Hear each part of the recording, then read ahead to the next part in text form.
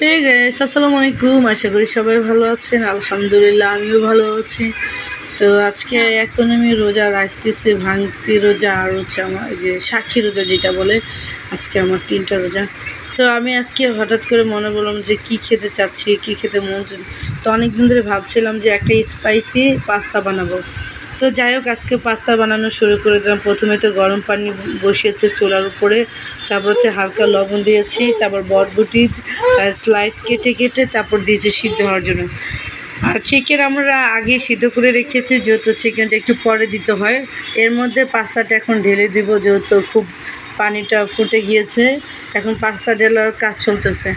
তো পাস্তা সবাই জানে আধা সিদ্ধ হওয়ার পরে গরম পানি থেকে নামাতে হয়। এর আগে একটু যেমন গাজর, তারপর হচ্ছে ওই যে বটবটি, এগুলি আগেই দিতে হয়।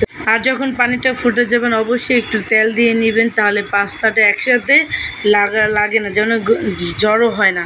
তো যাই হোক, মাঝে মাঝে আমাদের চিকেনও হয়ে গেছে। আমরা আগে চিকেন সিদ্ধ করে রেখেছিলাম, যেহেতু রোজা রাখার তাই।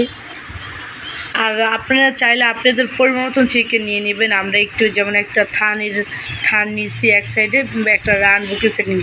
তো এইটা এখন ফ্রাই প্যানে বসাই দেবো, যেহেতু আমাদের গরম পানিতে যে পাস্তা ফোটানো শেষ। তো ফ্রাই প্যানের পরিমাণ মতন নিয়ে আমরা হালকা এই যে লবণ আর তেল দিয়ে দিব, তারপর পেঁয়াজ দিব, যেগুলি আমরা আগে কেটে আমরা কেটেছি। তারপর হালকা রসুন থাকবো। পেঁয়াজটা এভাবে কাটবেন, যেহেতু পাস্তা বানাচ্ছেন, পাস্তার মধ্যে পেঁয়াজটা এভাবে দিতে হয়। তো আমরা কয়েকটা গোটা খানিক পেঁয়াজ নিয়ে 3-4টা পেঁয়াজ নিয়েছি। এখন আমরা এই যে এখন এটা রসুন দিয়ে দিব। পাস্তার মধ্যে কিন্তু রসুন দিতে হয়, একটা ঘ্রাণ আছে পাস্তার মধ্যে যেটা আসে। তো হালকা যা আছে একটু ব্রাউন করে হালকা ভেজে নেব।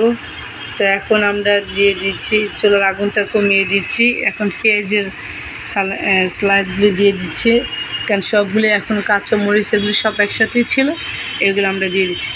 এখন হচ্ছে এটা হচ্ছে টমেটো, এগুলো আমাদের ফ্রিজে ছিল, ডিপে রাখা ছিল। তো আমরা টমেটো দিচ্ছি 4 পিস। আমরা এই যে শিকলাটা ফেলে দিয়েছি,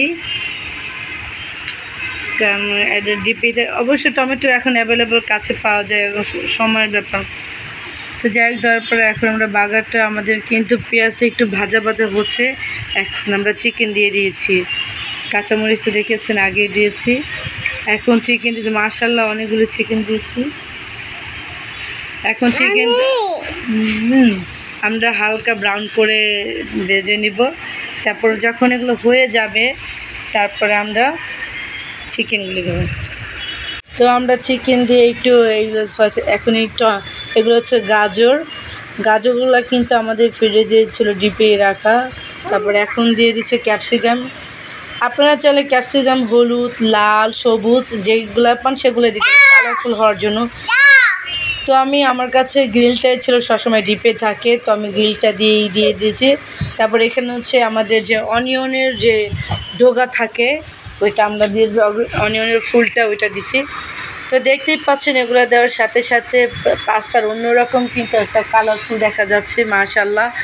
আসলে গাজর, তারপর হচ্ছে কাঁচা মরিচ বা ক্যাপসিকাম, সবুজ জাতীয় জিনিস, লাল, এগুলোর সাথে যখন আপনি একটা দেবেন এমনি সময় সুন্দর।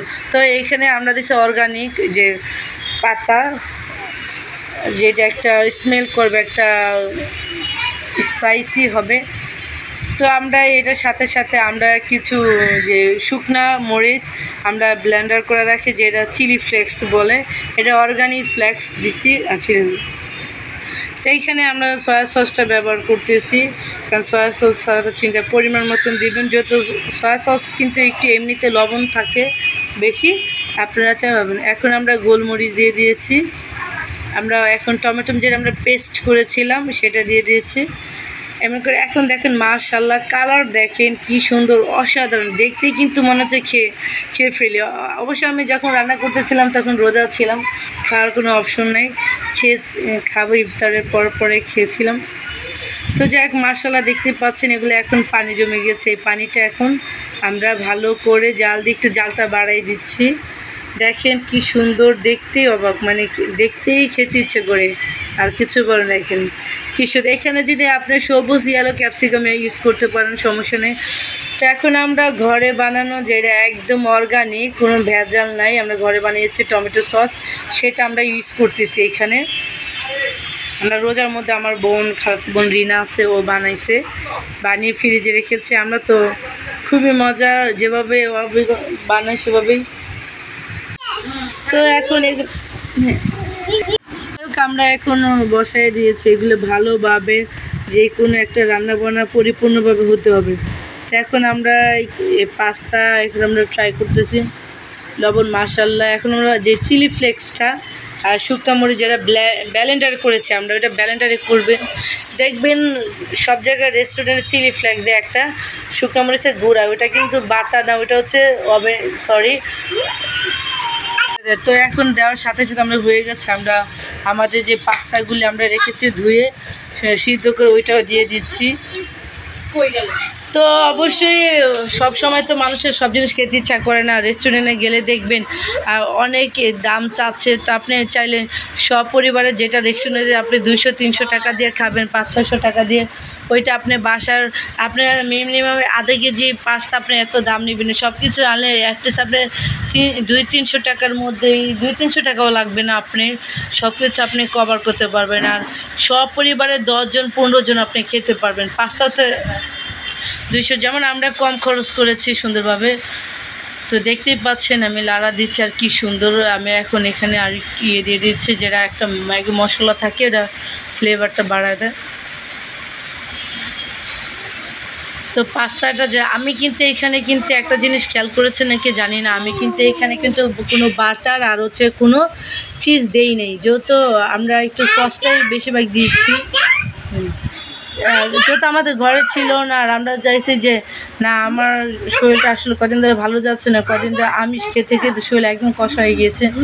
তো যাই হোক, আমি যে চিকেন দিয়েছি, চিজটা দিলে কিন্তু একটু ক্ষতি বেশি হয়। তো বাটারও দিইনি, চিকেনও দিইনি, সরি চিজ দিইনি। ভেবেছিলাম যে এখানে একটু দুধ ইউজ করা যায়, যে চিজ আর বাটার বলছিলাম, সেইটাও আমি দিতে চাইনি, যেহেতু আমার পছন্দ না। আমার স্পাইসি খুবই ভালো লাগে, অসাধারণ স্পাইসি, খুবই দারুণ মজা। আপনারা আপনাদের পরিবার নিয়ে বানিয়ে ফেলবেন, অসাধারণ। এটা একটা বিকালের নাস্তাও। আর এখন আমাদের যেটা সাক্ষী রোজা রাখে, সেটা রাখতে যাই খাবো বলে একটু রুচি বেড়ে যাবে। তো অবশ্যই আশা করি আপনাদের কাছে আমার এই পাস্তা রান্নাটা স্পেশাল ভালো লেগেছে, রেস্টুরেন্ট স্টাইলে ঘরোয়া পাস্তা রান্না। অবশ্যই আমার চ্যানেলটা আপনারা সাবস্ক্রাইব করে রাখবেন, লাইক কমেন্ট শেয়ার করে রাখবেন, আর বেশি বেশি আপনারা দেখবেন আর শেয়ার করবেন, আপনাদের ফ্রেন্ড সার্কেলের মধ্যে শেয়ার করে দেবেন। আর আমি যা যা উপকরণ দিয়েছি সেগুলো, এই যে দেখেন সসটা কত সুন্দর, সেগুলো দিয়ে আপনারা অবশ্যই বাসায় তৈরি করে ফেলবেন। বাসার আমি সবচেয়ে মনে করি যে বাসার যেটা খাবার বানানো ওইটাই সবচেয়ে হেলদি ফুড। আর তার মাঝে আমরা 2টা ডিম সিদ্ধ করে রেখেছি, পাস্তা নামানোর পরে যখন হয়ে যাবে তখন ডিম 2টা আমরা উপরে কেটে দিব। আমরা এখনই মেন করবো, যখন খাবো তখন উপরে একটা স্পেশাল সুন্দর ডিজাইনের দিতাম। অবশ্যই বাসায় রান্না করবেন, বাসায় সবচেয়ে দেখা যায় কম খরচ হয় আর পুষ্টিকর হয়। আপনি চাইলে যেটা দিয়ে আপনি রেস্টুরেন্টে খাবেন বেশি টাকা দিয়ে, ওইটা আপনার চাইলে আর বেশি ম্যাক্সিমাম সবজি অ্যাড করে আর সবজি ভিটামিন আপনার শরীরের মধ্যে পুষ্টিকর খাদ্য আর বেড়ে যাবে। আমি অবশ্যই এটা একটা পুষ্টিকর খাবার, এটা একটা হেলদি ফুড, আর হচ্ছে অর্গানিকভাবে বাসায় রান্না করা।